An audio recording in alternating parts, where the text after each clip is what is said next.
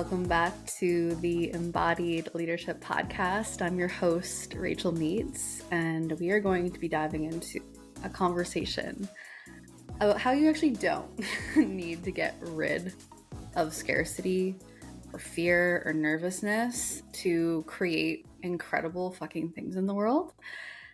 And I feel like this is going to be such a liberating conversation because I feel like so many teachings that are like really infused from, the realms of like law of attraction or like manifestation in general, oftentimes can like paint this picture of needing to arrive at some like holier than thou perfection state of being where, for lack of a better term, you're just like all positive always to get what you want.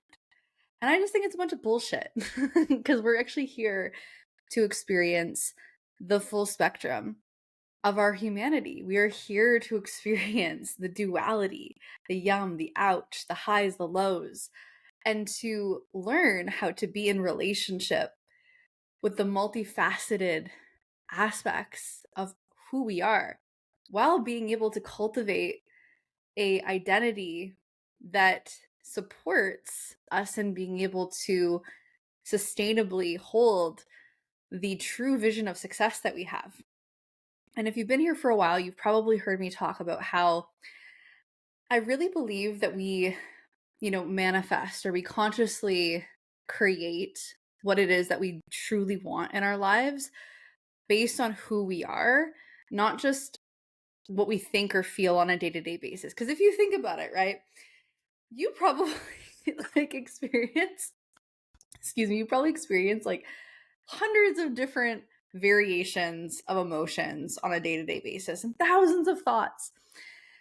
And can you imagine for a moment that if like all of that wide range of emotion or those thoughts that you had were like what created your reality, like you'd be fucking chaotic, right? But what I believe is actually true, right, is that we actually create based on our identity, the identity that we hold, that exists within our unconscious body and mind and our nervous system. And that's why the work that I do with people is we really work intimately with your unconscious body and mind and your nervous system so that you can be the type of person who can hold an extraordinary life, and where you really truly feel yourself and see yourself and trust yourself. So I feel like we're going to go on a bit of an adventure with this conversation. And I wanted to talk a bit about this piece around not having to get rid of scarcity or fear or nervousness to create an extraordinary life. When I think about my life, right, I've gone through so many different things. And like any person out there, our personal lived experiences deeply influence what we believe to be true about ourselves on an unconscious identity-based level. Deeply influences how our nervous system is in relationship with life. And the beautiful thing is that we've been gifted the ability to shift and evolve and transform who we are, right? Very malleable. We're able to morph and adapt. And it's this really beautiful thing that we get to experience as humans. We get to realize that we go through so much in our lives, so much beauty, so much pain, so much challenge, so much celebratory experiences. And even though those things can cultivate, really intense sensations or can create different experiences of how we relate to ourselves, not all of which are easy, we have the ability to learn how to hold these various aspects of who we are and to make decisions that support us and becoming more of who we are truly here to be, where we come into a deeper relationship with our wholeness. And so it's always fascinating to me when people have this they have this idea that like they have to get rid of something. They have to get rid of themselves in some way, shape, or form. And I think that can be very jarring, right? It can be very jarring to feel like, oh, I have to get rid of this thing. When I actually believe that what we're really here to do is learn to embrace and befriend these aspects of ourselves that we've deemed to be wrong, shameful, or bad. And we're actually able to meet these parts of ourselves with love and acceptance and integrate them into a deeper level of wholeness where we recognize that we are a multifaceted person. We are here to experience the duality of life. I mean, if you just look at this earthly plane or the universe, like there's so much duality, right? There's the full spectrum is there, and we are this like microcosmic expression of that like vastness. And so we are here to experience that duality in this non-dual reality. And it's actually so integral to, I believe, our fulfillment, for us to learn to recognize that there's no bad part of us. Like there just are these aspects of how we experience reality, and our job is to learn how to meet them in ways where we aren't cultivating shame or resentment towards these actual very intelligent parts of ourselves that are doing what they know best to get their needs met, right? There's a reason why scarcity exists on some level for you. There's a reason why fear exists on some level for you, or nervousness, right? These aren't inherently bad parts of you. They're just parts of you that have learned how to be expressed in very particular ways based on your personal lived experiences or based on your ancestral history. And so how terrible is it to think that we need to shame ourselves to get rid of these things versus actually recognizing why they're there, the purpose that they're serving, the ways that we might actually be enjoying these sensations on some level. And through that radical acceptance and love, those parts can actually become a little bit softer and maybe even quiet to the point where they're not running your life anymore. They're not in the driver's seat trying to protect you from something, because you've integrated them into a greater sense of wholeness within who you are, within your identity. And, as I reflect upon my life and my business, and I've created such incredible things, like I'm just feeling into the past 8 years, and like my work has reached thousands and has supported thousands of people. I've built a multiple 6-figure business. I have turned, so much challenge and pain into like medicine and gold, and the things that are so liberating. And the truth is that I didn't have to get rid of scarcity or fear or nervousness in order to create what I've created. I actually had to learn how to befriend these parts of myself and learn how to actually see them as intelligent parts of who I am that are actually doing an incredible job at, doing what they know best to keep me safe, or doing what they know best to create particular results, even when sometimes those experiences that are created are unfavorable or unhelpful or really sabotagey. I can still look at them and go, wow, there's a need that's trying to get met here, and the best way it knows how. And so instead of meeting that with shame and ridicule, how can I actually kind of mother myself and love myself and show these aspects of myself? Hey, thank you. I see you. And there's this other way that we're going to try, because I'm not the little girl anymore that maybe learned how to get her needs met in that particular way, or I'm not the teenage self who had to act in a particular way to feel safe, or to have food on her table, like I'm actually this grown woman in her 30s now, and hey, let me show you that there's this other way. But it had to happen through the realms of love and acceptance, and the ability to befriend the intense sensations that came with, really looking at these aspects of myself that I somewhere along the line learned were were wrong. And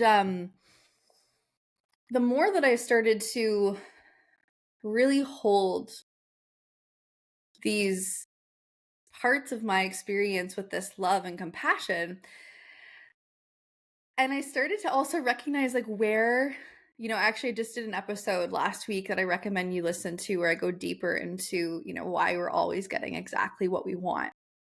But I also had to look at like where I was deriving pleasure from certain patterns that were creating particular flavors of success and results that I was like, oh, I don't want this. This is icky, or I don't like the way this feels. But on some level, it was actually like it creating like some kind of enjoyment from it. So I was actually creating some kind of arousal, and there was like some, kind of kinky aspect of myself that was like, oh, I actually like this feeling.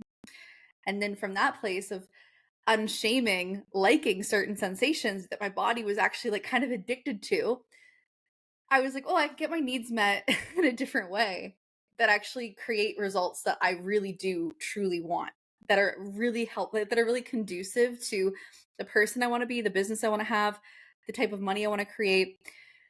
And I can still revel in like the deliciousness of those sensations, but I can get off in a different way, essentially. And so when I look back, on all these beautiful things that I've created in my life, particularly over the past 8 years, because that was really when my life started to like radically change, was over the past 8 years.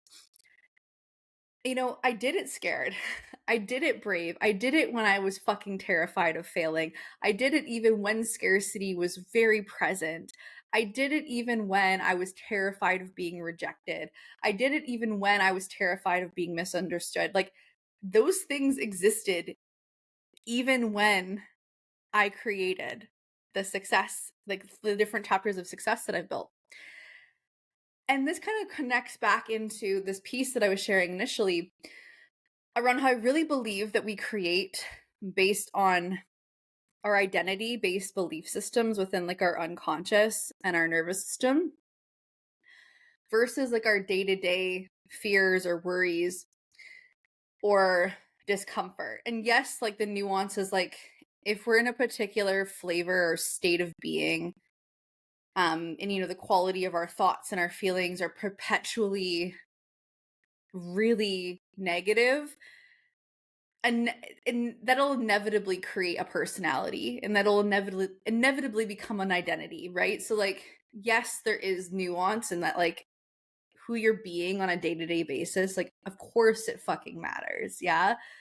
But what I mean in that is like I can hold the identity of a wealthy woman, right? I can hold the identity of I am a wealthy woman who lives an extraordinary life, whose business is so filled with abundance and prosperity, and I support people all over the world, and I am so fucking fulfilled and supported by money, right? I can hold that identity. And because I hold that identity, right, even on the days where I'm like, oh fuck, like all of a sudden my brain, my amygdala is like, what if it all goes away?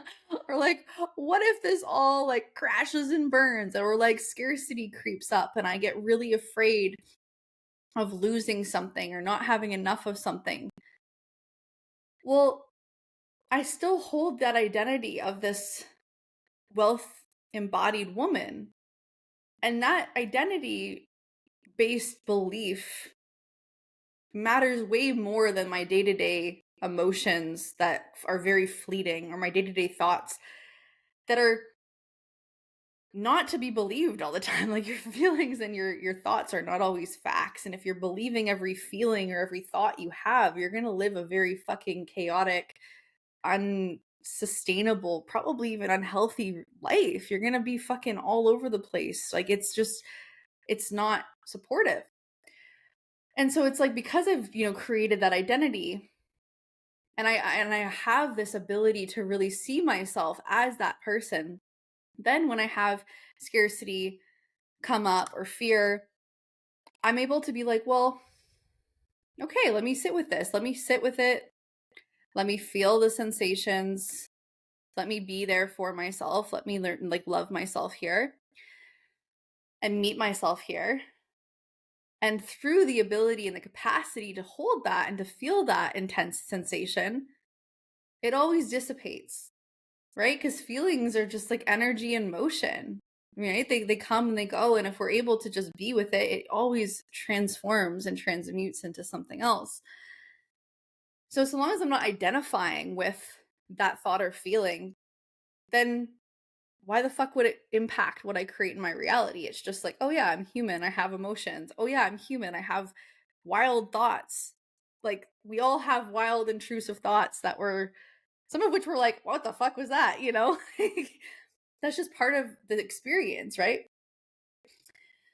And so in that, right, there's this like really deep liberation that comes with embracing who you really are on an identity level and working with that ongoingly, right? This isn't like a passive thing. It's an ongoing relationship with yourself where you consistently upgrade your beliefs and what you believe to be true about who you are and what you're capable of ongoingly, because you're consistently going, especially if you're very ambitious and you have a big vision and you're here to do amazing fucking extraordinary things in the world. Like there's always going to be new edges of expression that you're meeting, or new edges of things within money that you're meeting, or impact that you're meeting. Like you want to be working with these beautiful parts of yourself ongoingly so that you don't stagnate, and simultaneously like working intimately with your nervous system so that your capacity for those sensations, your capacity to be seen in bigger ways, to hold larger influxes of money, to be more responsible in ways that maybe used to really scare you, like that capacity is expanding alongside you, right? And this is really where, I feel like, and I've talked about this all the time, like people have such a misconception when it comes to nervous system regulation. Like so many people are like out there talking about nervous system regulation being synonymous with being calm, and that's just like such bullshit. That's not true. Having a regulated nervous system is having a nervous system that is adaptable, that's resilient, that's flexible, that's able to be in states of arousal and come back down into a more sympathetic or parasympathetic tone, that's able to move through sensation, move through intense feeling, and come back into that social engagement zone where you're able to feel safe and secure within who you are and make decisions that are in integrity with who you really are here to be. Because we're here, our nervous system is meant, again, to be this flexible, adaptable, resilient thing. And so it's not about needing to strive to be calm all the time, because that's like another perfection loop. It's like, who the fuck is calm 24/7? It's like we're meant to embrace the full spectrum. And so we want a nervous system that's able to feel deeply, it's able to notice when like scarcity is coming up and what that feels like in the body, and to notice the states of arousal, to notice any fear that comes through, to notice how our nervous system's responding to that. Are we in a bit of a fight response? Are we in a flight response? Do we feel ourselves going into a freeze response? Are we fawning? Like being able to have the awareness of attuning to our body to be able to meet our needs in those moments and support ourselves in coming back into a state where we're able to make choices that are in integrity with what we really want. And that's why it's like when we're talking about developing a relationship with your unconscious body and mind, we're also of course talking about developing a relationship with your nervous system where you understand how to be with intensity. You understand how to hold the sensational experience of life, because like sensation is an inevitability, right? It's an inevitability of being human. You are going to feel things deeply. And so again, it's not about having to get rid. It's not about having to get rid of anything. It's not about having to get rid of feeling at all. But what's really important is cultivating a capacity within how you see yourself, how you trust yourself, how you know yourself, how you relate to your experience of life, to be able to hold what you say you really want. Because if and I talk more about this in the episode that I did last week, but you're always actually getting what you want, typically unconsciously so. And there's a saying that so many of my teachers have said over the years, but it's this saying that having is evidence of wanting. And so what you have, what you see in your reality is a very great mirror into what you unconsciously believe to be true about who you are, what you unconsciously believe you're capable of, what you're comfortable in holding and having, right?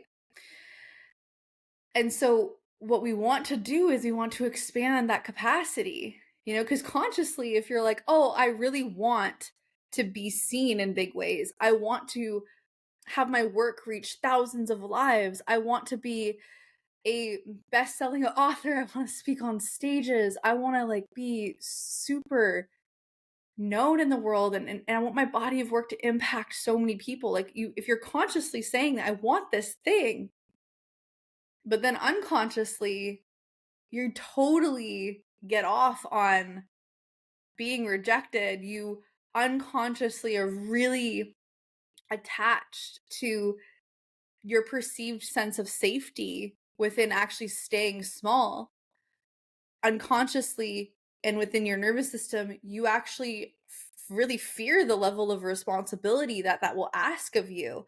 And so you avoid things, you participate in these avoidance strategies, because actually the unconscious need that's getting met is safety, because you perceive that what you're currently experiencing is way more safe and secure than actually getting that other thing you want that will potentially activate the things that you're afraid of, like being rejected or misunderstood, or such as having the responsibilities that come with great success, or the visibility that lies within what you really want, and fearing maybe you're afraid of being seen and failing and getting it wrong. And so all that to say, there's so many nuances, right? We could go on and on and on about the different things that exist unconsciously. But ultimately, we want to start to really work with these other aspects of your identity so that you can actually have your conscious desires and wants marry your unconscious desires and wants, so that these parts of you are in a state of wholeness, and you can actually hold and sustain and create so much fucking magic in the world. And none of it means that you have to get rid of scarcity, full stop, or fear, full stop, or nervousness, full stop. No matter what you create in life, no matter how much success you create or wealth you build or impact you generate, there's always going to be aspects of you that are very real human parts of you that come up. There's going to be fear, because there's going to be new edges that you're meeting around your visibility and your expression and so on.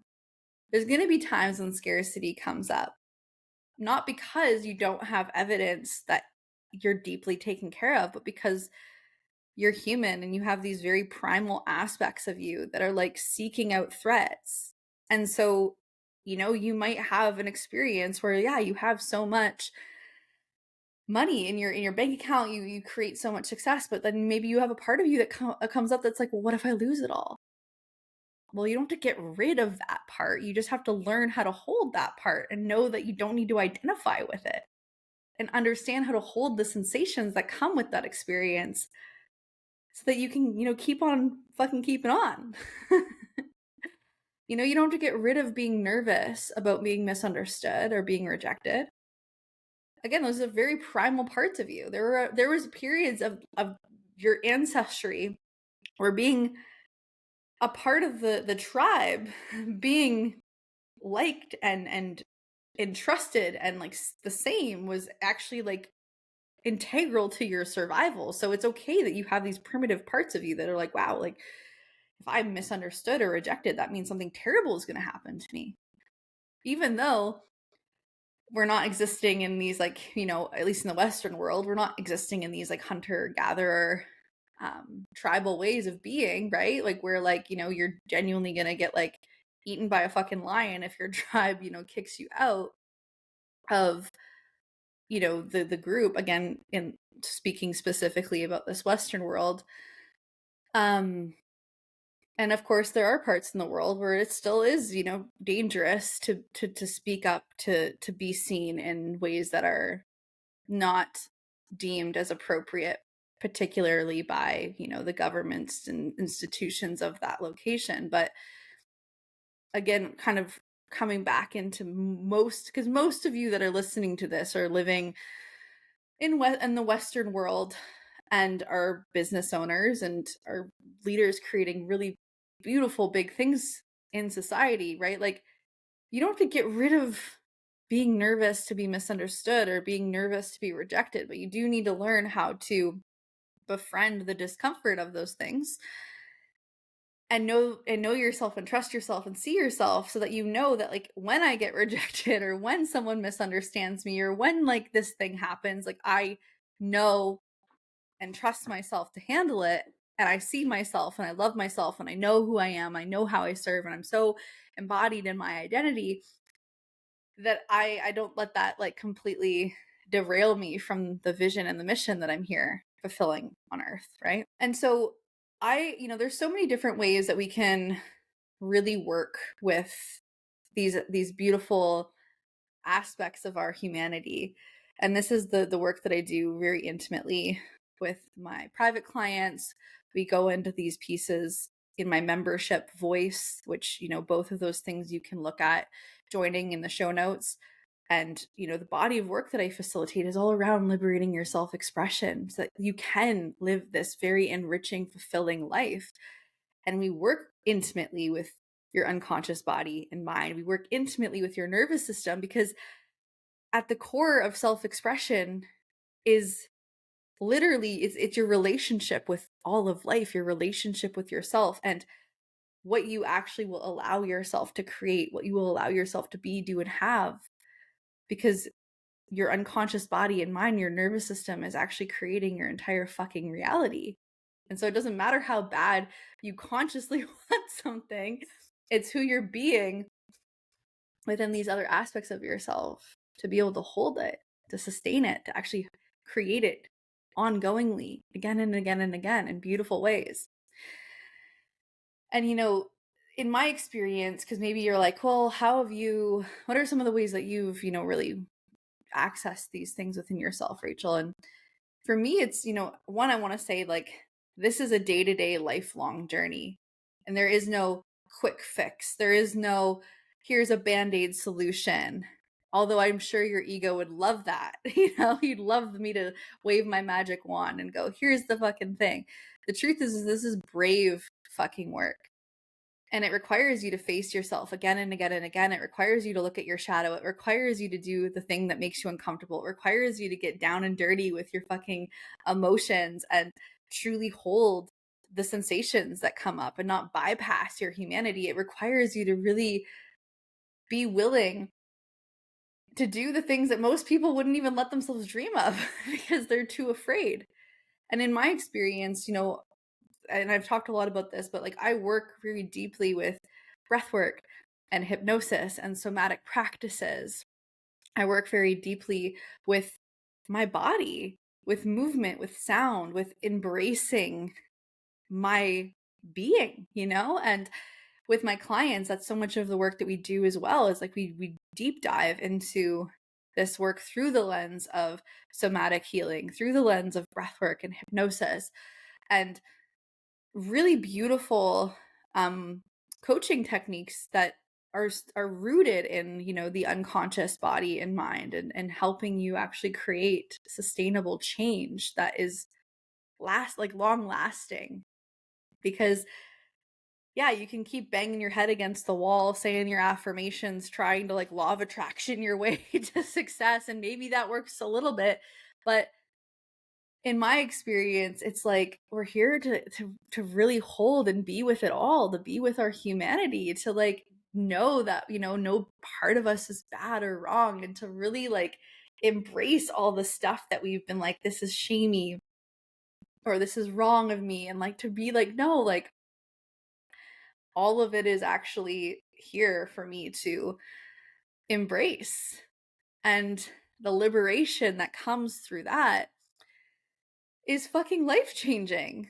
It's absolutely life-changing.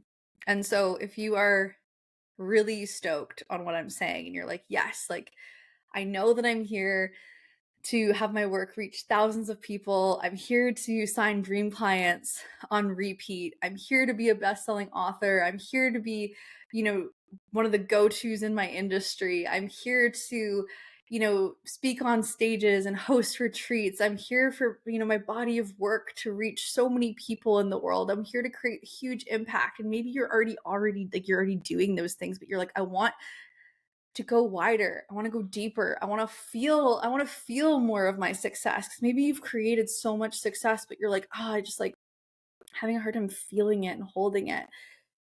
If you're really here to create greatness and you're here to live an extraordinary life, then I highly recommend applying to work with me privately or coming into my membership Voice, which is the go-to membership for embodied leaders to liberate their self-expression, to get hired and paid for their life-changing work and live a fucking beautiful, extraordinary life where they feel so fucking free within who they are.